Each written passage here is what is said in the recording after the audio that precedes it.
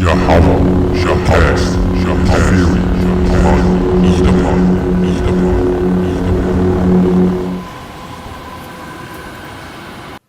And this is one of the things that I was very impressed with in terms of the Hebrew Israelites, because they knew that Bible in and out.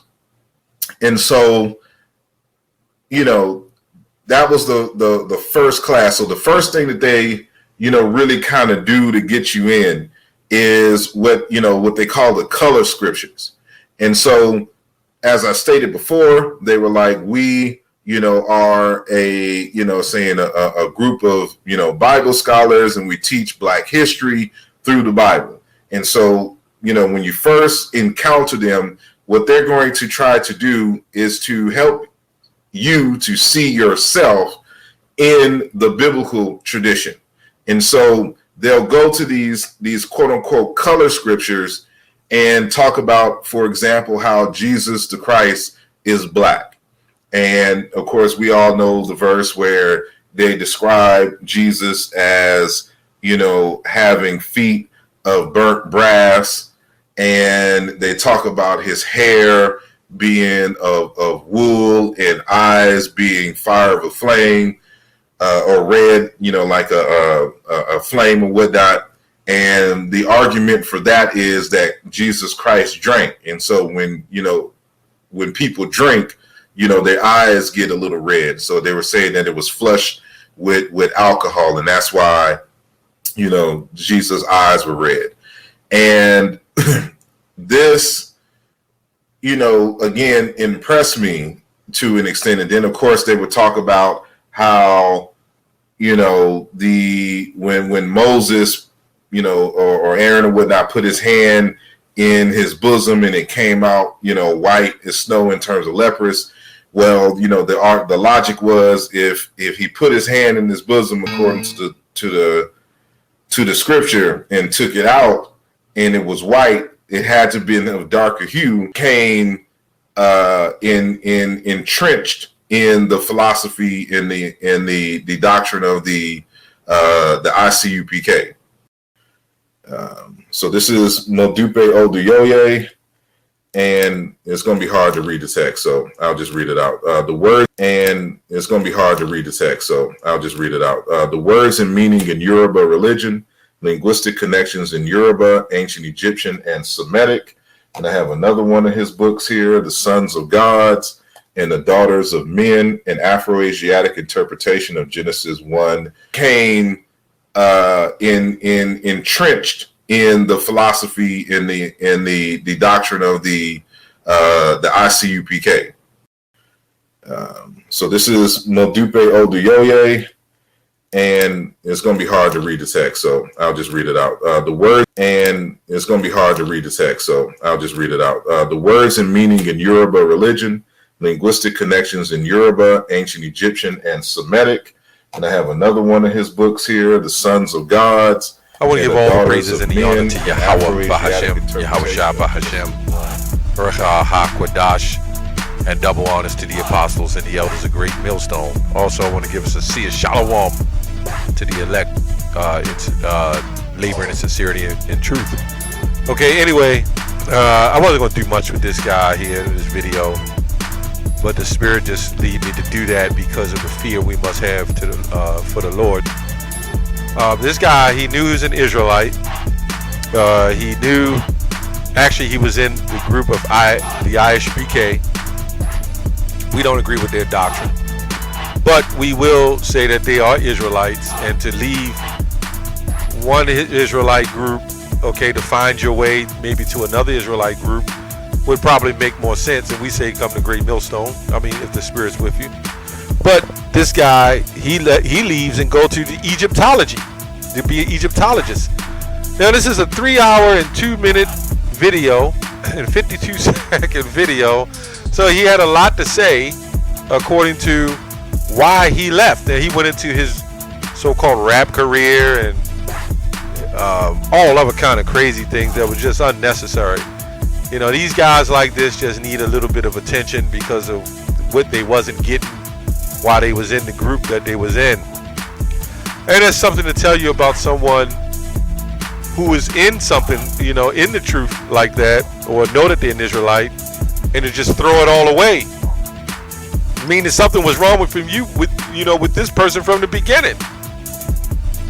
You know, that's something to think about. To come into something like this, and then all of a sudden decide, well, I don't want to do this no more. I am now an Egyptologist. He was into Islam. He was into Christianity. He found his way to being a Hebrew Israelite. Now he finds his way into Egyptology.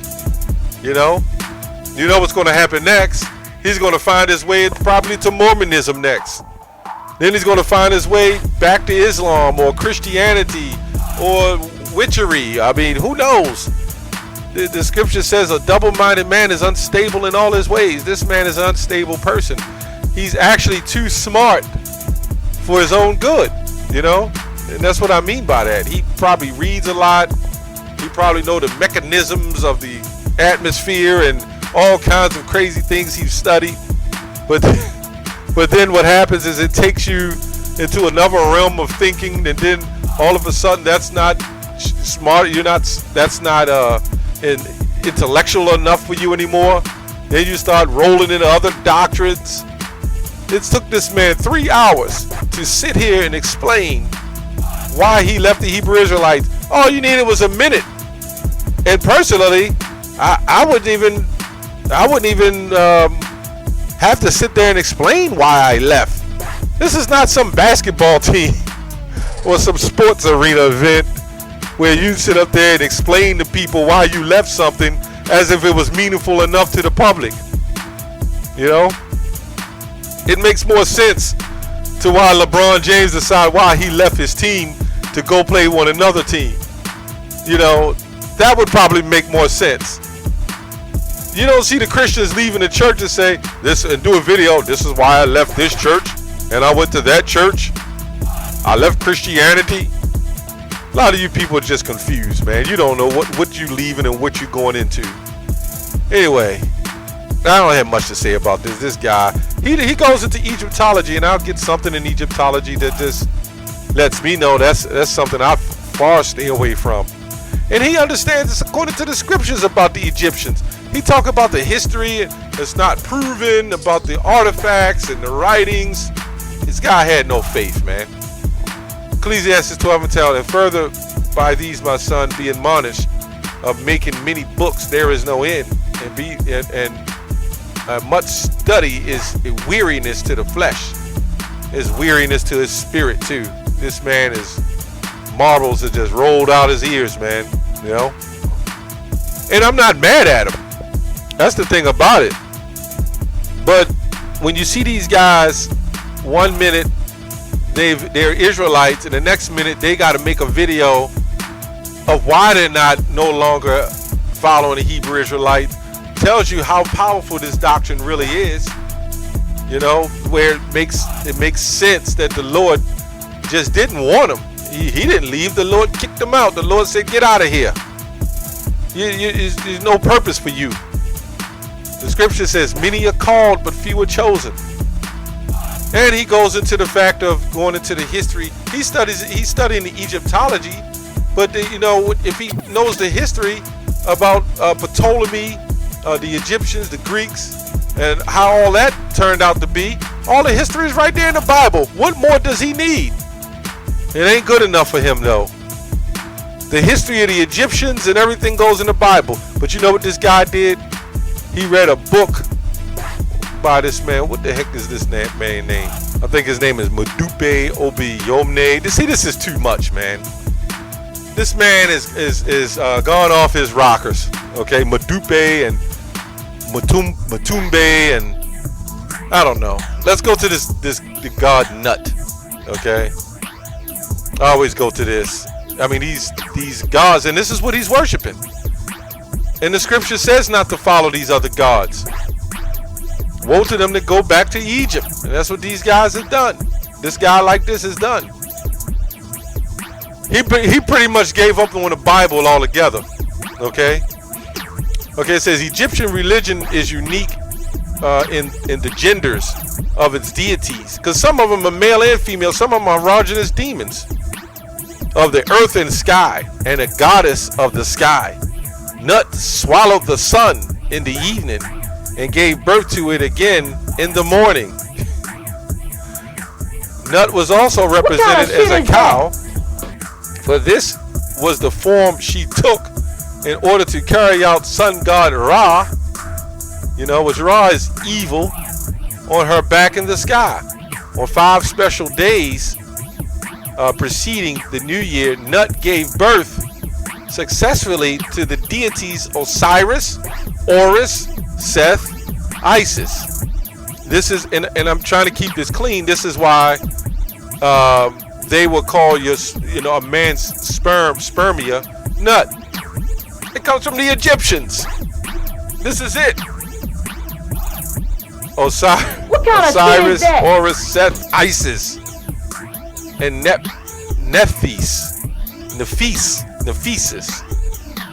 I don't know. These gods, with the exception of Horus, were commonly referred as the children of Nut.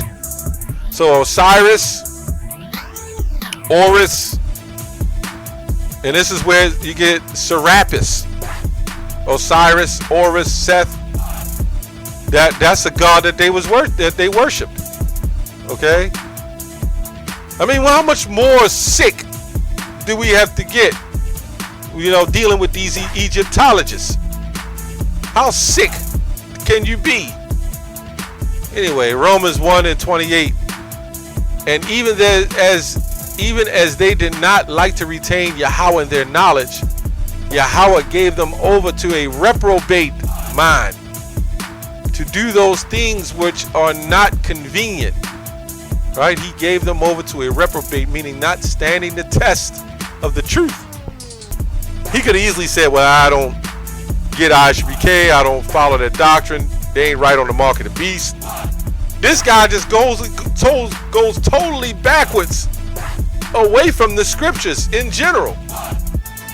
There's no prophecy coming out of the book of the dead. He wants to go into history. You're going to follow Egyptology. Egypt was taken down by Ptolemy Soter. Okay, I believe 323.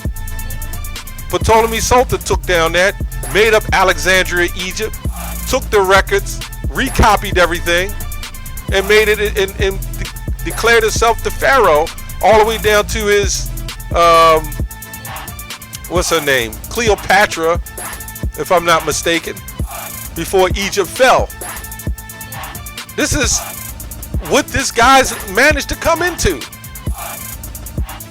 The Egypt custom. So you know what?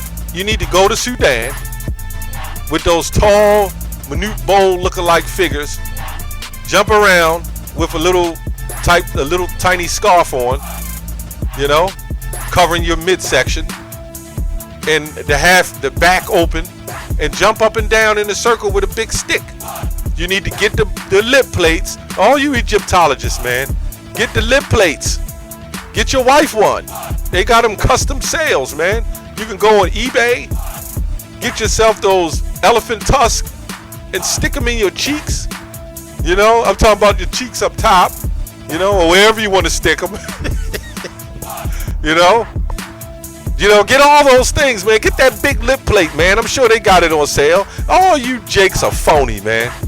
All you do is talk about Egypt and how you love Egypt, but you would do nothing of the Egyptian customs, man. All you think you do is wear some a long tail, or you're throwing some Egyptian-looking rag, that was made up in a sweatshop, and then you'll come on the internet and read a bunch of books talking about Egypt, showing pictures and characters of so-called white people. This is sick, man. I don't know. I think this is one of the worst ways to fall out, is to fall that far backwards, back to Egyptology, or going into Egyptology. This is sick. This man doesn't know what to do. You can see in a worldly level, you can see he don't got it, but he has some form of intelligence where he might be a good computer programmer or something. You can see this guy, but these are the guys that their brain cells burn and they get all chewed up And then they start following and flowing in all other kind of doctrines because he's reading too much. He's everywhere. I'm listening. I'm chopping up this whole video in 3 hours. I ain't gonna sit there and listen to 3 hours of that madness. But I could. He's got this book and that book and this book and that book, all these books, and he had the real book right in front of him. That's the Holy Scriptures, man. That's all I have on that. Shalom.